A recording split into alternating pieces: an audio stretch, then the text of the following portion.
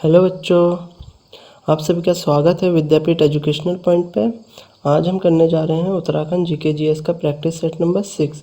इससे पहले हम 5 सेट को कर चुके हैं। आप में से किसी ने अगर नहीं देखा तो इस वीडियो के बाद उन सभी को ज़रूर देखिएगा, आपको आगामी एग्ज़ाम के लिए बहुत ही ज़्यादा हेल्प मिलेगी। ठीक है, आज का पहला क्वेश्चन शुरू करते हैं। निम्नलिखित में से कौन सा दर्रा उत्तराखंड को तिब्बत से जोड़ता है? ऑप्शन ए रहेगा मुलिंगला दर्रा, 2 मुंगशादुरा दर्रा, 3 लिपुलेख दर्रा। तो इसका आंसर क्या हो जाएगा? मुलिंगला दर्रा कहाँ पर है? ये गंगोत्री से थोड़ा सा ऊपर को पड़ता है। ठीक है, गंगोत्री। इसका आंसर क्या हो जाएगा? 2 और 3। ठीक है, तो ऑप्शन नंबर 2, 3 किस में है? ऑप्शन नंबर बी पे 2, 3। ठीक है, मुलिंगला दर्रा कहाँ है? बृहत हिमालय में स्थित है, गंगोत्री के उत्तर में 5669 मीटर की ऊंचाई पर। सर्दी के मौसम में इसे भी बंद कर दिया जाता है। ठीक है, मंगशादुरा दर्रा कहाँ पर है? उत्तराखंड और तिब्बत को जोड़ने वाले मार्ग पर भूस्खलन होना आम बात है। मानसरोवर जाने वाले तीर्थयात्री इस क्षेत्र से होकर गुजरते हैं। ठीक, यहाँ खुटी घाटी में पाया जा सकता है। लिपुलेख दर्रा कहाँ है? लिपुलेख दर्रा या कियांगला यह त्रिकोणे के रूप में भी जाना जाता है। पश्चिमी हिमालय में 5334 मीटर की ऊंचाई पर एक उच्च ऊंचाई वाला पहाड़ी दर्रा है। यहाँ एक पहाड़ी दर्रा है जो भारत, चीन और नेपाल को जोड़ता है। इसका उपयोग तीर्थयात्री द्वारा कैलाश और मानसरोवर जाने के लिए किया जाता है और इसका उपयोग व्यापारियों और तीर्थयात्रियों द्वारा प्राचीन काल से किया जाता रहा है। ठीक, नेक्स्ट क्वेश्चन हमें मिलान करना है। निम्नलिखित में से कौन सा युग्म गलत है? ठीक है, डोडी ताल उत्तरकाशी में है, हाँ बिल्कुल है। क्या देवरिया ताल टिहरी में है? क्या बेदनी ताल चमोली में है? क्या वासुकी ताल रुद्रप्रयाग में है? तो इसका सही आंसर क्या होगा? ऑप्शन नंबर बी, देवरिया ताल कहाँ पर पड़ता है? ये रुद्रप्रयाग, ना कि टिहरी में, रुद्रप्रयाग। ठीक है, तो हमारा ऑप्शन 2 बिल्कुल सही हो जाएगा। नेक्स्ट, डोडी ताल उत्तराखंड की मीठे पानी का झील है। ऊंचाई इसकी उत्तरकाशी में समुद्र तल से 3310 मीटर की ऊंचाई पर है। यह 80 गंगा का स्रोत है जो गंगोत्री के पास भागीरथी नदी में मिल जाती है। मीठे पानी का यह झील गढ़वाल हिमालय में स्थित है। ठीक, देवरिया ताल उत्तराखंड के रुद्रप्रयाग जिले में स्थित एक प्राचीन झील है। इसकी ऊंचाई कितनी है? 2438 मीटर।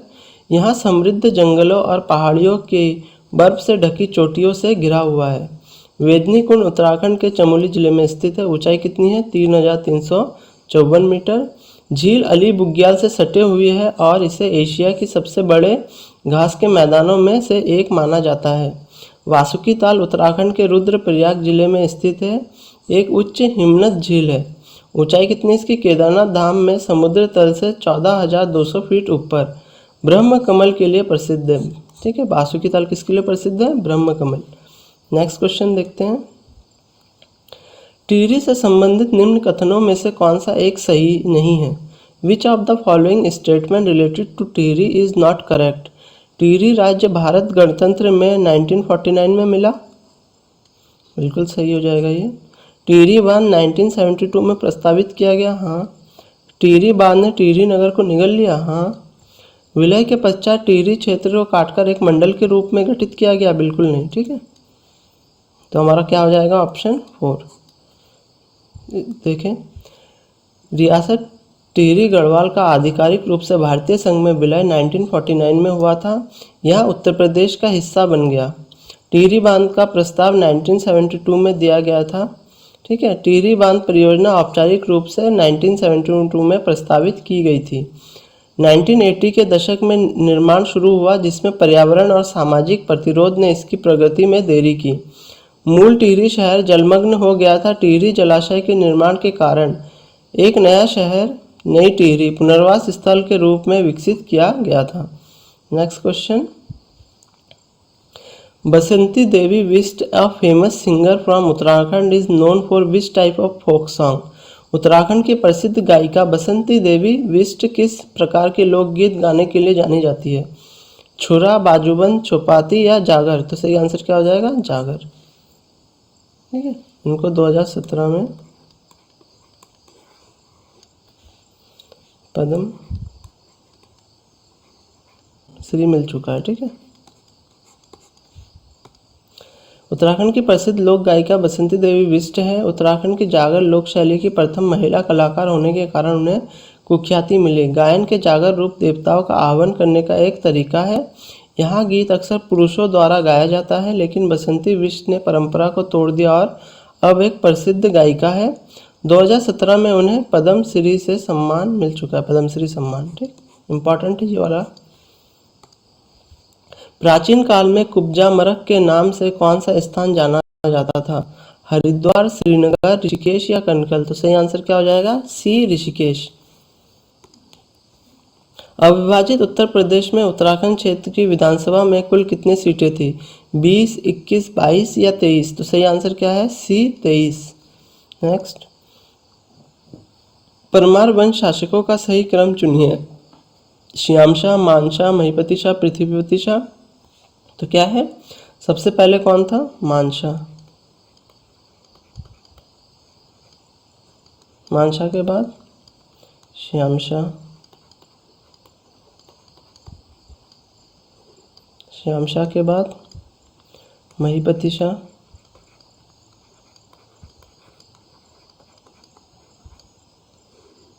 महिपति शाह के बाद पृथ्वीपति शाह।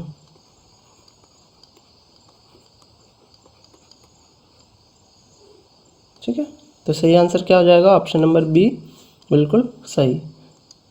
नेक्स्ट, लखपति दीदी योजना किस कार्यक्रम के अंतर्गत एक पहल है?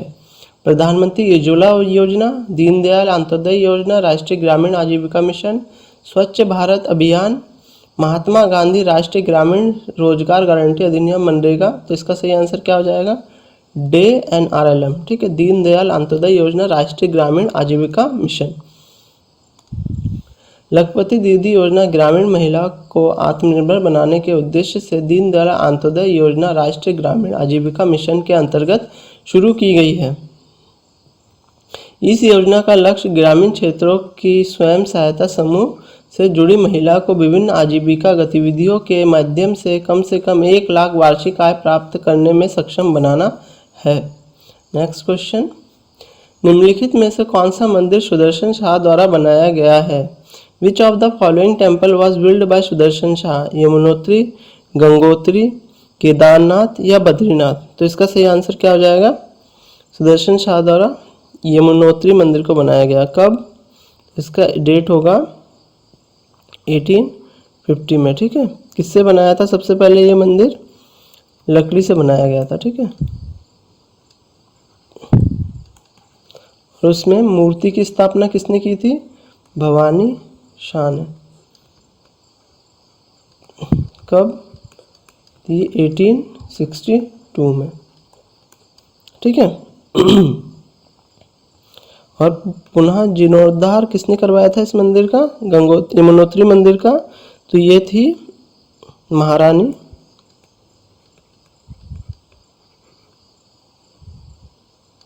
गुलेरिया।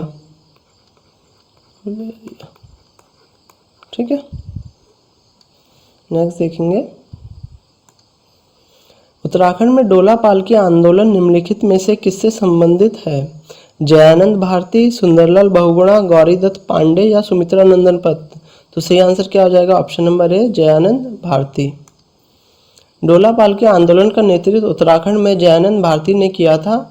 आर्य समाज ने विशेष रूप से गढ़वाल क्षेत्र में शिल्पकार को बहुत प्रभावित किया और कई शिल्पकारों ने अपनी जाति के उपनामों को छोड़ दिया और अंतिम नाम में आर्य को अपनाया।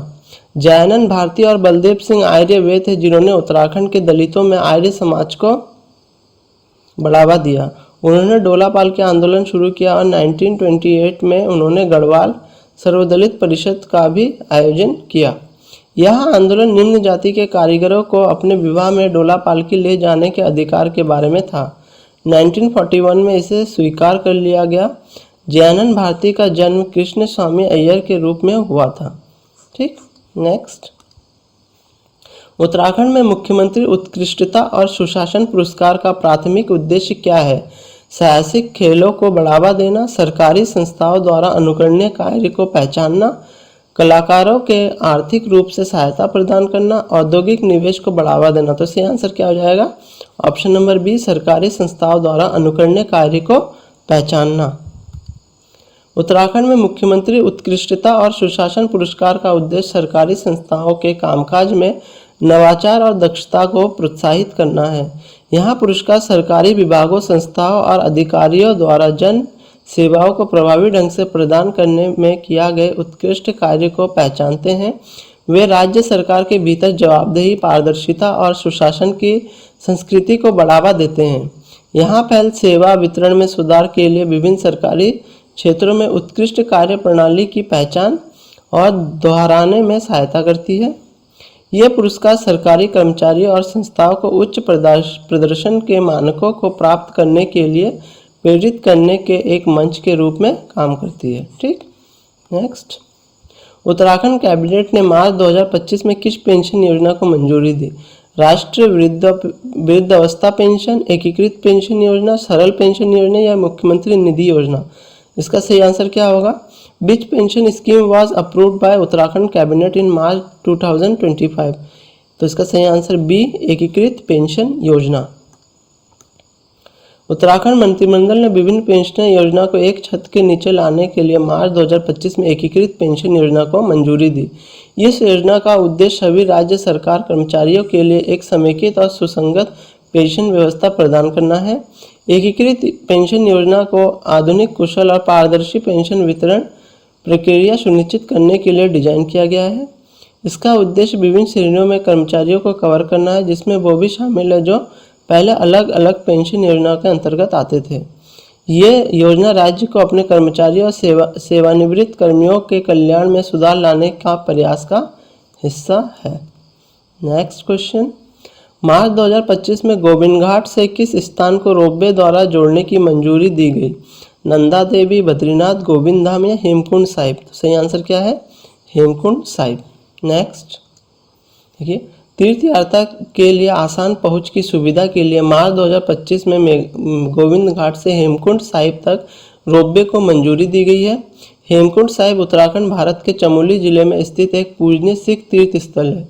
रोपवे परियोजना से हेमकुंड साहिब पहुंचने में लगने वाले यात्रा समय और प्रयास में काफ़ी कमी आने की उम्मीद है, जिससे समग्र तीर्थ यात्रा का अनुभव बेहतर होगा। इस परियोजना का उद्देश्य क्षेत्र में संपर्क में सुधार करना और पर्यटन को बढ़ावा देना है, जिससे स्थानीय समुदाय को आर्थिक लाभ मिलेगा। रोपवे को चुनौतीपूर्ण पहाड़ी इलाकों में संचालित करने के लिए डिजाइन किया गया है, जो यात्रियों की सुरक्षा और आराम सुनिश्चित करता है। ठीक, नेक्स्ट, निम्नलिखित में से कौन प्रधानमंत्री श्रम योगी मानधन योजना नामक मेगा पेंशन योजना का हिस्सा बनने के पात्र है? केवल 21 से 55 वर्ष की आयु के केंद्रीय और राज्य सार्वजनिक क्षेत्र की इकाइयाँ, भारत में 65 वर्ष और उससे अधिक आयु के सभी संगठित और असंगठित श्रमिक, कम से कम 18 वर्ष की आयु के असंगठित श्रमिक इस योजना में शामिल होने के पात्र हैं। सभी कार्यकर्ता जो राष्ट्रीय शिक्षुता प्रशिक्षण कार्यक्रम का हिस्सा है। इसका सही आंसर क्या होगा? कम से कम 18 वर्ष की आयु के संगठित श्रमिक योजना में शामिल होने के पात्र है। पेंशन योजना किस वर्ष शुरू की गई? 2019 में। बहुत ही इंपॉर्टेंट है, ठीक है, ये अच्छे से देख लेना आप लोग। यहाँ 18 से 40 वर्ष की आयु के असंगठित क्षेत्र के श्रमिकों को अनुमति देता है, जिनका प्रति माह 15,000 रुपये आय है। उम्र के आधार पर 55 रुपये और 2,000 रुपये के बीच प्रीमियम राशि का भुगतान करके नामांकन कर सकता है। उतना ही राशि भुगतान सरकार की ओर से किया जाएगा। जैसे आप अगर 150 रुपये जमा कर रहे हो तो सरकार कितनी देगी? 150 रुपये। ठीक है। 60 वर्ष की आयु तक पहुंचने पर लाभार्थियों को 3,000 रुपये मासिक पेंशन प्राप्त होगा। डोनेट ए पेंशन योजना एक नागरिक को अपने पारिवारिक या प्रतिष्ठित में घरेलू कामगारों, ड्राइवरों, सहायकों, देखभाल सेवा प्रदान करने वाले और नर्सों जैसे अपने तत्काल सहायक कर्मचारियों के प्रीमियम योगदान को दान करने की अनुमति देता है। लाभार्थी की आय का आधार पर दाता कम से कम 1 वर्ष के लिए योगदान या भुगतान कर सकता है, जिसकी राशि 660 रुपये से लेकर 2,400 रुपये तक हो सकती है। नेक्स्ट, उत्तराखंड की नई आबकारी नीति 2025 की मुख्य विशेषता कौन सी है? धार्मिक स्थलों के पास कोई शराब का लाइसेंस नहीं, शराब पर अधिक कर, नए प्रकार की शराब का परिचय, शराब की बिक्री के घंटे में छूट। तो सही आंसर क्या होगा? ऑप्शन ए, धार्मिक स्थलों के पास कोई शराब का लाइसेंस नहीं। उत्तराखंड की नई आबकारी नीति 2025 में जिम्मेदार शराब सेवन को बढ़ावा देना, राजस्व बढ़ाने और जन भावनाओं का सम्मान करने के उद्देश्य से कई महत्वपूर्ण परिवर्तन सम्मिलित है।